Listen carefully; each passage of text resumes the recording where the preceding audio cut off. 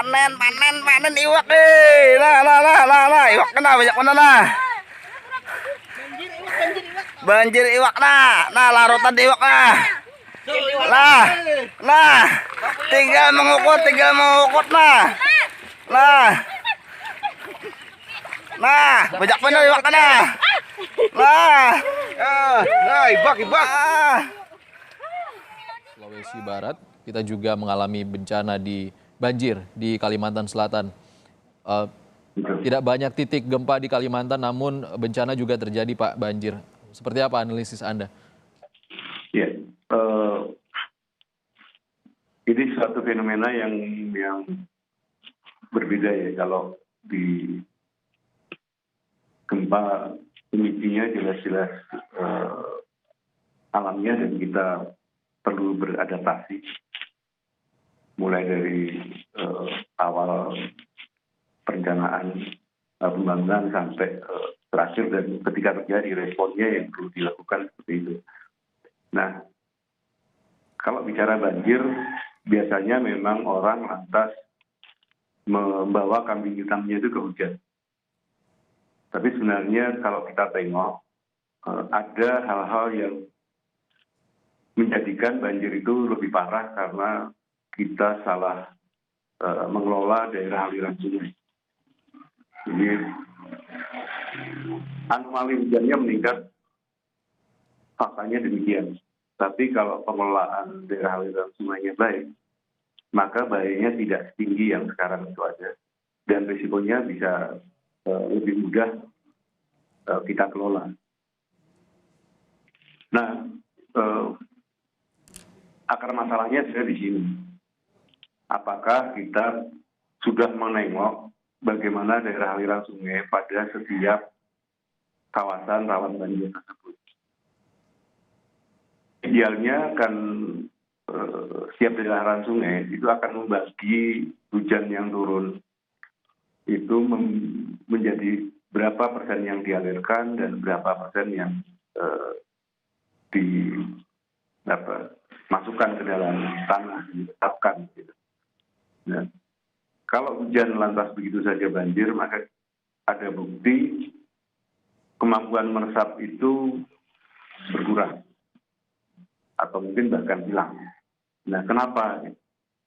Kenapanya ini yang kita jarang tengok, tapi lebih tengok ini ada banjir. Sekian tingginya kita mesti seperti apa? Menurut saya perlu dilakukan dan memikirkan jangka pendek sampai jangka panjangnya. Jangka pendeknya bagaimana kita menangani banjir sekarang. Jangka panjangnya bagaimana kita kurangi intensitas banjir lewat penataan kawasan das itu dengan baik. Nah, kembali sebenarnya ini lebih pada memilih memanfaatkan alam dan lingkungan jangka pendek lewat berbagai kegiatan di bagian das yang nyata-nyatanya tidak mendorong proses penyerapan air ke dalam tanah dan melimpaskan begitu saja di permukaan. Nah, ketika sistem sungai tidak bisa menerima, maka banjir itu terjadi. Pertanyaannya menjadi mensikapinya seperti apa?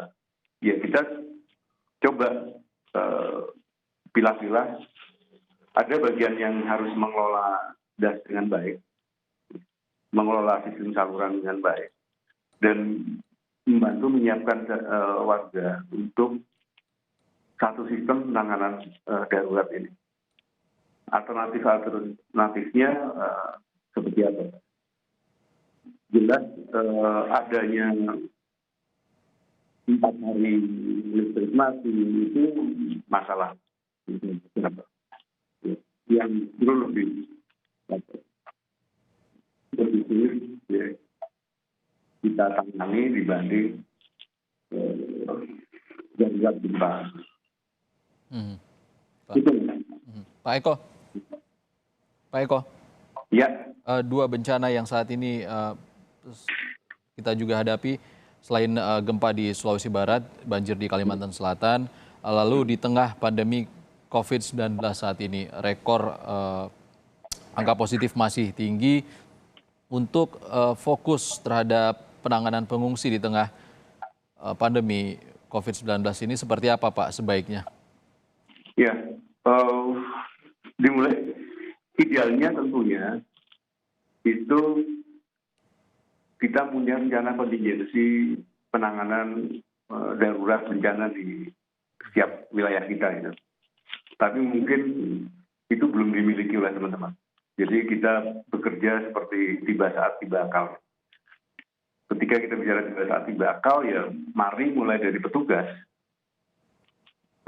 sampai pengungsi menerapkan prinsip-prinsip dasar pelindungan di COVID ya, yang maskeran, yang bersihkan badan sehat dan jaga jarak.